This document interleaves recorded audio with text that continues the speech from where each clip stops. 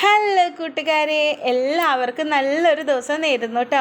ഇതെൻ്റെ ഫേവറേറ്റ് കറിയാണ് കേട്ടോ. എന്നെൻ്റെ ഫേവറേറ്റ് കറിയായിട്ടാണ് ഞാൻ നിങ്ങളുടെ മുമ്പിൽ വന്നേക്കുന്നത്. ഇൻഗ്രീഡിയൻസ് കണ്ടാൽ തന്നെ നിങ്ങൾക്കറിയാലോ. ചക്കക്കുരു, മാങ്ങ, മുരിങ്ങാക്കോൽ, കൊച്ചമീൻ നമ്മൾ കാണിച്ചിട്ടില്ല കേട്ടോ.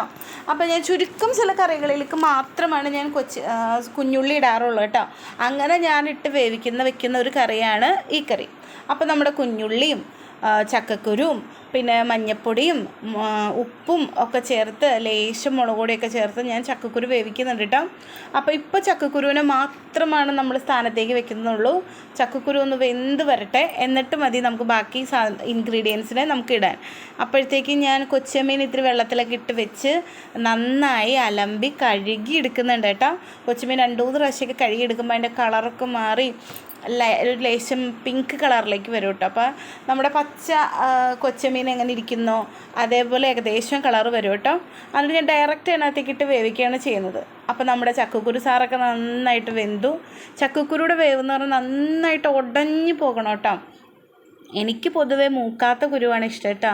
ഈ മൂക്കാത്ത കുരുവൊക്കെ കുരുന്ന് അരിഞ്ഞ് ഒലത്തിയെടുക്കുമ്പോൾ ഒരു ടേസ്റ്റ് ഉണ്ട്. വാവ്, സൂപ്പർ. അതിനുശേഷം ഞാൻ മാങ്ങയിട്ട് ഒരു 5 മിനിറ്റ് വെച്ചു.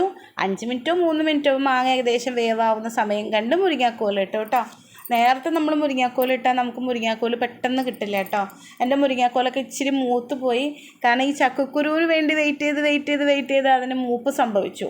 എന്നാലും ഞാൻ അവയെ ചേർത്തു കേട്ടോ. കാരണം നീണ്ട കാത്തിരിപ്പിന് ശേഷമാണല്ലോ അവർ ഈ കറിയിലേക്ക് ചെല്ലുന്നത്. അങ്ങനെ കണ്ട കൊച്ചമീനൊക്കെ ഒരു ലൈറ്റ് പിങ്ക് കളറൊക്കെ വന്നിട്ടുണ്ട്. അത് കഴുകിയെടുത്ത കൊച്ചമീൻ അങ്ങനെ തന്നെ ഞാൻ ഇടും കേട്ടോ. അപ്പോൾ ആ പച്ചയ്ക്ക് നമുക്ക് മീനിൽ ചെല്ലുന്ന ഒരു ടേസ്റ്റ്, ഒരു രുചി നമുക്കത് കിട്ടും. അത് അടിപൊളിയായിരിക്കും കേട്ടോ. പിന്നെ ഇച്ചിരി തേങ്ങയിൽ കുറച്ച് കുഞ്ഞുള്ളിയും ഇച്ചിരി മഞ്ഞൾപ്പൊടിയൊക്കെ ഇട്ട് ഞാൻ അടിച്ചെടുക്കുന്നുണ്ട് കേട്ടോ. മിക്സിയിൽ അടിച്ചെടുക്കുന്നുണ്ട് കേട്ടോ അതിൻ്റെ തേങ്ങാരപ്പ്.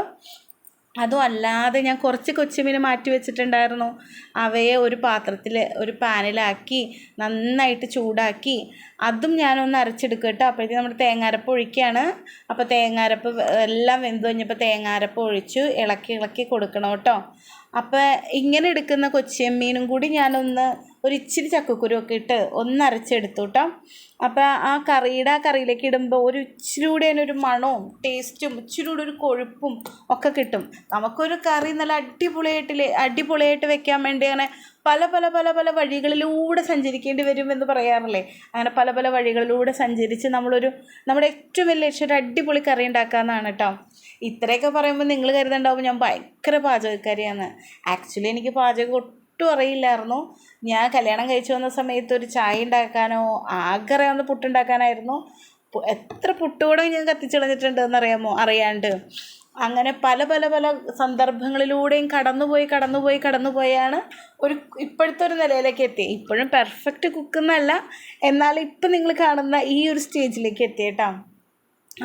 അങ്ങനെ നമ്മുടെ കറിയുടെ ഏറ്റവും മെയിൻ ഇൻഗ്രീഡിയൻസിലേക്ക് എത്തിയിട്ടുണ്ട്. നമ്മുടെ താളിക്കൽ ഒരു കറിയുടെ ഏറ്റവും നല്ല സ്റ്റേജാണ് താളിക്കൽ കേട്ടോ. ഈ താളിക്കലിൽ നമുക്ക് പല കാര്യങ്ങൾ ചെയ്യാൻ പറ്റും. ഒരു കറി നമുക്ക് നല്ല അടിപൊളിയാക്കാൻ നമുക്ക് പറ്റും. നമ്മുടെ കറി ഇച്ചിരി തളർന്നു പോയാലും ആ കറി ഇച്ചിരി കൂടി നമുക്ക് സെറ്റാക്കാൻ ഈ താളിക്കലിലൂടെ പറ്റും കേട്ടോ. അപ്പം ഞാൻ വെളിച്ചെണ്ണ ഇതായി കഴിഞ്ഞപ്പോൾ കടുകും ലേശം ഉലുവയും കറിവേപ്പിലയും വലിയ മുളകും ഒക്കെ ഇട്ടിട്ടുണ്ട് കേട്ടോ. അപ്പോൾ ആ മുളകൊക്കെ ഇട്ട് ഇത്തിരി മുളക് പൊടി ഇട്ട് മുളക് പൊടി ഇട്ട് ലേശം കാശ്മീരി മുളക് പൊടിയൊക്കെ ഇട്ട് ഞാൻ ആ കറി വെളിച്ചെണ്ണയിലേക്ക് ആക്കി ഞാനത് കറിയിലേക്ക് ഒഴിക്കുന്നുണ്ട് കേട്ടോ. ഞാൻ എപ്പോഴും കറി ചൂടായിരിക്കണ സമയത്ത് താളിച്ചൊഴിക്കാറില്ല കേട്ടോ. ചില ആൾക്കാരൊക്കെ ചൂടാവുമ്പോൾ തന്നെ താളിച്ചൊഴിക്കും. പക്ഷെ ഞാൻ കറി ഒന്ന് ഇരുന്നതിന് ശേഷം ആ കറിയുടെ ടേസ്റ്റൊക്കെ നോക്കിയതിന് ശേഷം ഇനി ആ കറിയിൽ എന്തെങ്കിലും ഒരു പൊടിയുടെ കുറവുണ്ടോ എന്ന് നോക്കിയതിന് ശേഷമൊക്കെയാണ് ഞാൻ താളിക്കാറ്. അപ്പോൾ എൻ്റെ ഒരു അഭിപ്രായത്തിൽ അതാണ് ഏറ്റവും നല്ലത് കേട്ടോ. കറി ഒന്ന് തണുത്ത് വന്നു കഴിഞ്ഞപ്പോൾ ആ കറിയിലേക്ക് അതങ്ങടെ ഇറങ്ങി ചെല്ലും നന്നായിട്ട് കേട്ടോ. അങ്ങനെയാണ് ഞാൻ കറി താളിച്ചൊഴിക്കാറ്. അങ്ങനെ എൻ്റെ കറി താളിക്കലൊക്കെ കഴിഞ്ഞു.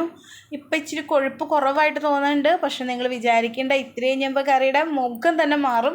ഞാൻ നിങ്ങളെ കാണിച്ചു തരാം കേട്ടോ. കണ്ടോ ഇപ്പം എങ്ങനെയുണ്ട്? നല്ല അടിപൊളിയായിട്ടില്ലേ?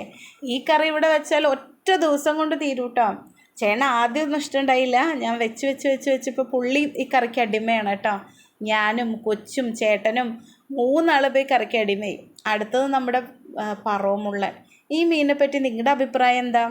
ഇവിടെ ചേട്ടനും എനിക്കും ഭയങ്കര ഇഷ്ടമാണ് ഈ മീൻ കേട്ടോ. ഈ മീൻ എന്താ കാര്യം എന്ന് വെച്ച് കഴിഞ്ഞാൽ നമുക്ക് തിന്നാൻ മാംസവും ഉണ്ട്, കടിക്കാൻ അതിൻ്റെ മുള്ളുകളും ഉണ്ട് കേട്ടോ. അപ്പോൾ ഇതൊരു അടിപൊളി കോംബോ ആയിരിക്കും ഈ കറിക്ക്. ഇങ്ങനത്തെ ഉള്ള കറിക്ക് ഒരു പച്ചമീൻ വറുത്തതോ അല്ലെങ്കിൽ ഇത്തിരി ചെറുപയർ ഒലത്തോ ഒക്കെ അടിപൊളിയായിരിക്കും കേട്ടോ. അപ്പം നമ്മുടെ മീനും വറവായിട്ട് വന്നിട്ടുണ്ട്. പിന്നെ നിങ്ങളെന്ത് പറയുന്നു? സുഖമായിട്ടിരിക്കുന്നതെന്ന് കരുതട്ടെ. പിന്നെ കറികളൊക്കെ ഞാൻ വെക്കുന്ന കറികളൊക്കെ നിങ്ങൾക്ക് ഇഷ്ടപ്പെടുന്നുണ്ടോ? നിങ്ങളുടെ അഭിപ്രായം എന്താണ്? എന്തെങ്കിലുമൊക്കെ ഉണ്ടെങ്കിൽ ഒന്ന് കമൻ്റായിട്ട് അയയ്ക്കുക, എനിക്കൊരു ലൈക്ക് തരാം, എന്നെ സപ്പോർട്ട് ചെയ്യുക കേട്ടോ. അപ്പം നമ്മുടെ മീൻ വറുത്തത് റെഡി ആയിട്ടുണ്ട്. അങ്ങനെ അടുത്ത മീനും കൂടി വറുക്കാൻ പോവാണ്. അപ്പോൾ നിങ്ങൾക്ക് ഈ കറി എങ്ങനെ ഇഷ്ടപ്പെടാറുണ്ടോ? നിങ്ങൾ ഈ കറിയുടെ കൂടെ എന്ത് കോമ്പിനേഷനൊക്കെയാണ് കഴിക്കാറ്? അപ്പോൾ എല്ലാവർക്കും നല്ലൊരു ദിവസം നേർന്നുകൊണ്ട് ഞാൻ എൻ്റെ ഇന്നത്തെ വീഡിയോ ഇവിടെ അവസാനിപ്പിക്കുകയാണ്. നന്ദി. ആമിക്കുട്ടി സ്കൂളിൽ നിന്ന് വന്നു തുടങ്ങി. അപ്പോൾ ഓക്കെ, ബായ്.